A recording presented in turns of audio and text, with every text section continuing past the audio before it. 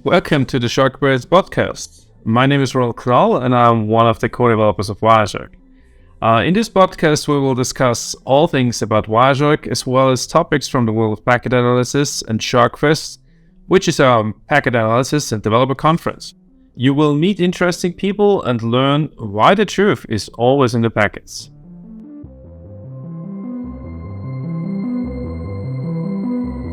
Welcome to the Women in Tech podcast for where San Diego. San Diego 2023. With me are three of the winners of the Women in Tech scholarship this year. We are talking about what the expectation is before the conference started and a little bit about yourself, hopefully. So, Karina, why don't you get us started? Okay, so I'm going to start with the easiest one. So basically about myself. So basically for the past 9 or 10 years, I've been working in the search engine optimization area. And I was working for a search software as a service company in Hamburg. And basically I decided to change my career into cybersecurity because I always found this field like super attractive and basically like also very challenging. And then I basically saw, the application for the conference here. And I remember, using Wireshark during my GSEC training course from SANS. And basically, I thought that it would be great to deepen the knowledge, learn something new, discover new features that we never really had, during our training courses. And basically to network, with fabulous individuals, very like-minded people. For example, these two ladies here that I met. So this is basically a brilliant opportunity to not only learn more about, the technology behind it, but also, network a little bit. So you're not using currently Wireshark in your daily life, but you're using it during the training? Exactly, right. Okay. Mm-hmm. And what are you looking forward to besides the camaraderie, besides meeting awesome people, obviously, in this conference? What are your expectations? Mm-hmm. Yeah, so definitely, the workshops that we're having, for example, the one that we had today and yesterday with Ross, which is super well structured, so it's very helpful to understand the foundations of Wireshark because I'm not super familiar with the tool yet. And also, other lectures and workshops during the conference, obviously, to basically get the knowledge from different perspectives, not only about the tool, but general the technology, because, it evolves so quickly. So I would say these are the most important points apart from the networking that I mentioned. Okay. Mm-hmm. Jazsmin. Hello. Hello. Thank you, Roland. I'm Jazsmin Douglas, and I am super excited to be here. A little bit about me. I am from 3rd Ward, Houston, Texas. That is where Beyonce is from. That's also where George Floyd is from. So when you're from the 3rd largest ghetto in America, it's kind of hard to find your place and feel a part of the larger society. Luckily, my mom always kept me in great schools and great programs. So in my adult life, I'm always looking for an amazing program. And being here, I'm planning to network with the rock stars of the industry. I mean, when you're in cybersecurity, Wireshark is the first tool that you learn. It's the go-to. And hopefully break a little bit of my imposter syndrome and let myself know that even though I am a beginner intermediate, I can be confident in what I do know as a beginner intermediate. So that's a little bit about myself. And again, what would be expectations about the week? Well, I would definitely like to write and perform an oration for the SharkBytes. I'm really looking forward to meeting Radia Perlman and buying her book because after looking at, the details of the book, there's so much information that I can benefit from, as far as gaining knowledge. I would love to take a picture with Gerald and yourself, and increase my LinkedIn just a little bit. But I've already gone through the agenda to look at both the beginner intermediate classes and the intermediate advanced. And I've kind of just decided based on interest and not necessarily where my level is. Because even if the course is advanced, you can definitely get used to the jargon. And once you hear it and familiarize yourself, once you gain the mastery of the skills, it's much easier. There's, I'm not sure if it's this time, but we had one guy, for instance, who teaches about IPv6, which usually you would think, yeah, okay, this is a course in 5 minutes and this is how it works. He wrote one of the books on it. and so it's kind of, as you said, The you're rock sitting stars, there. yeah. You don't really need to know a lot about it, but you just learn in having him talking to you about half an hour about IPv6. Jeff Carroll is his name, by the way. About IPv6 and what it can do, what he thought about it. So yeah, that's a very good setup to get to. And obviously, Radia Perlman, we have no clue how we got her guest star for the second keynote. Yes, she's amazing. So I'm just really excited. You know what I mean? And there are a lot of women here. There's a lot of diversity. So I believe Wireshark is on the forefront of really changing the way that IT and technology looks. So I'm excited about that.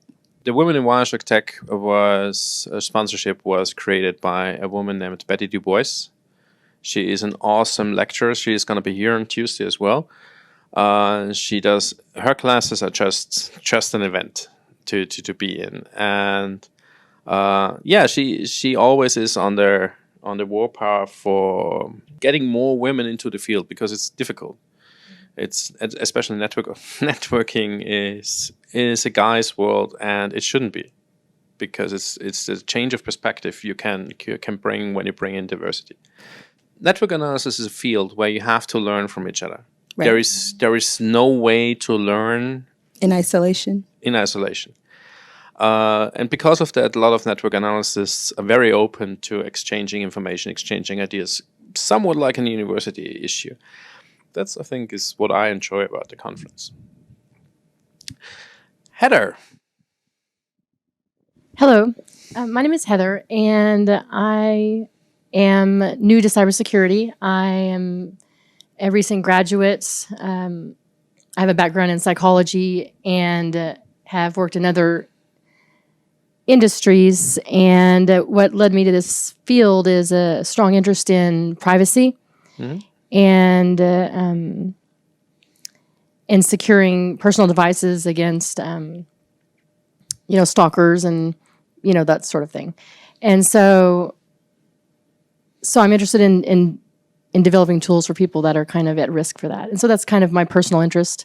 I also think I have a strong passion for cybersecurity in that I think it's important. It's an emerging industry, maybe not so emerging, but anyways, it's becoming critically important to everyone's safety and security. And so I think that the ability to really make a difference is something that in this industry you can do. You can actually, say, I could actually make a difference, and so that's why I really like this industry a lot. And so I've always enjoyed the tool Wireshark. It's been something I found very interesting in the SANS Women's Immersion Program. It sort of exploded in like my interest in it because the depth they go into it is makes it very, very interesting, and you realize the true power of the tool. And so when I heard about this opportunity, jumped right on it because it was like, to be able to, widen my skills in this area, it would be amazing. And so that's why I'm excited about this conference and these classes. Well, you definitely have the opportunity to widen your skills. I think that we have a lot of variety in our agenda. We still are very network analysis focused, but yeah, we're working on that. With your background in psychology, you're ideally suited, I think, for cybersecurity because a lot of that is more or less psychology. I totally agree. I mean, not a lot of people think that, but I totally agree. I think that I'm always thinking of like, why is something programmed a certain way? And you're thinking about the adversary, the person that's programming malware, thinking about trying to figure out where they're coming from, and how to get someone to, how to get people to understanding the whole process of how do people act and why do they do something or not do something. How to get your employees to be compliant in not clicking things they shouldn't be clicking. All parts of it have psychology connections. And so, yeah, totally. I mean, it's very relevant. And so that was my first degree was in psychology. And then I love, I do OSINT investigations. And so that involves a lot of psychology as well. And so, it's it's made it very interesting. It's added a depth to it that I didn't realize was possible. I would say a lot of people who come first to SharkFest come because of cybersecurity. Network analysis is something that is not really seen as a singular field in the beginning, because I would say you can feel a little bit anxious getting into it. It's presumed you have to have a lot of knowledge to be able to even find the smallest issues, which isn't necessarily true. But even teaching about network security, network analysis can help in companies to be better, to be more prone. Is there any particular agenda item you're looking forward to? Have you browsed through it, or are you just seeing what comes? Well, I really would like to expand my skills and become more knowledgeable with the tool. I'm very interested in network analysis and log analysis, kind of forensics, kind of figuring out how did something happen and tracing it and solving the puzzle. And it's a really important part of that. And so as a result, I really want to be able to use the tool as efficiently and as well as possible, so that I'm able to, get as much benefit out of it as possible and learn as much in any investigation as possible. And so ultimately, I guess my ultimate goal, I want to be employed somewhere that's within the field of cybersecurity. So that's my ultimate goal, I suppose, and get some and actually do some good. That's towards what I'm looking for. You guys are in Jasper's and Sake's class tomorrow, right? Or not? Yes. Yeah. So Jasper has a background with Airbus security. He was one of the main incident guys for Airbus. He's now doing stuff for a customer where he's the one you call when you have been attacked. And he is known in Germany for that. Sake, on the other hand, does a lot of network analysis at companies. So if you have an issue, you call him in the Netherlands and he comes and helps you out. So those guys really go exactly in that direction. The knowledge they produce is immensely helpful. And they have a session, I'm not sure if on Thursday, on Wednesday, I think. It's called the Packet Doctors. If you can make it, just go. It's where people can send in traces and then they do a live analysis what they see in the first 10 minutes. You might not see the same thing as them, but it's just getting to see how they operate, how they think, how they go with things is so much what you can take from that. And we also have a game on Wednesday, I think. You already are accustomed to the challenge? Yeah, I mean, we were familiar with the agenda, but I don't know exactly, how it's going to work, so I'm curious. It's an escape room, SPCAP challenge it is called, and it is an escape room that solely works in Wireshark, which is crazy. It's crazy. You build a few teams and you get challenges which you have to solve with Wireshark or accompanying tools. And it's not like find X in trace. It's like, for instance, he's downloading a file from a web service. What's in the zip file he's downloading? So you have to think about how you can extract the zip file from the PCAP file, how you can open it and stuff like that. So is it like a CTF kind of thingy? It's a little bit like a CTF, but it's in a sense that it's a group effort. It's different. We had a CTF where you just had to answer questions and reach the highest amount of points. In that regard, it's not the same because it's really a challenge. The first one in the goal wins.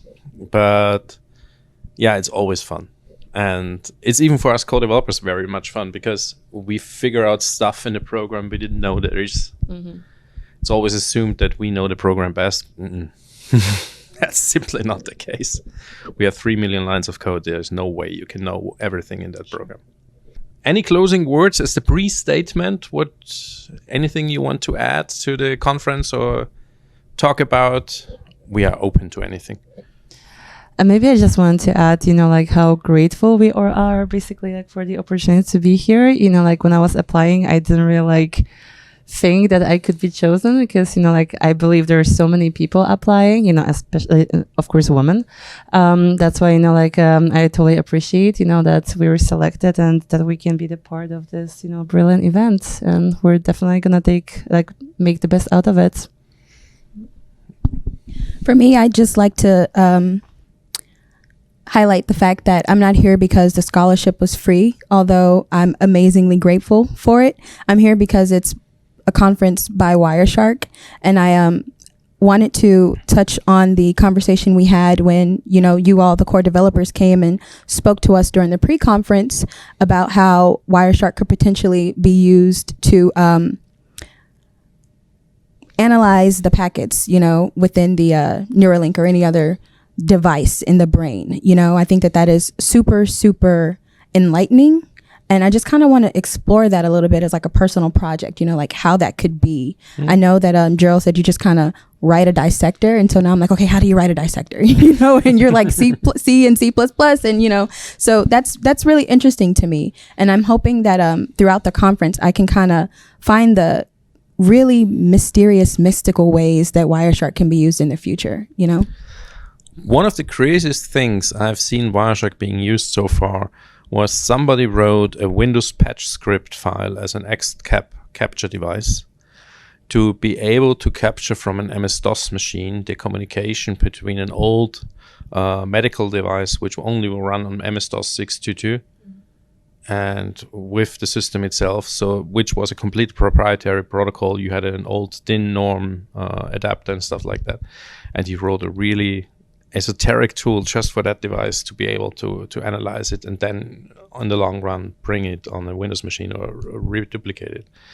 The last stupid idea I saw was somebody hacked the Philips Sonicare toothbrush and hack the protocol with it. And you can get a Wireshark trace of what this toothbrush does while you brush your teeth. So how do you hack a toothbrush? Did it have an IP address? I don't understand. No, you have to figure. It's always the same thing. You have to figure out how these devices can communicate, right? And then you have to figure out how this communication is working, on which level it's working, what is the physical constraints of the communication. And when you end up with that, you end up with a stream of zeros and ones. And the only thing you then have to do is figure out where does the stream start and where does it end. And there you have the packets. Obviously, it goes from there because you have to write a dissector and figure each byte in the packet and what it's meant, what it's doing. But it's actually not that esoteric or mystical. It's just it takes a long time. For instance, with the toothbrush, you would have to create a lot of scenarios where I'm turning it on, what does it send? I'm turning it off, what does it send? I'm pressing at a certain level, what does it send? I'm pressing less on a level, what it sends? And soon you will see, okay, where is the pressure transmitted, because it's always a value, where is the on-off transmitted, where are the LEDs transmitted, and so on. But it's fun, and it's a lot of people doing it. Maybe sometime during the conference you can, give me a roadmap or a stream that I can study in order to kind of figure out the development end of that, as far as the BCI is concerned. We certainly can talk about that. Thank you, Roland. Any closing words, Heather?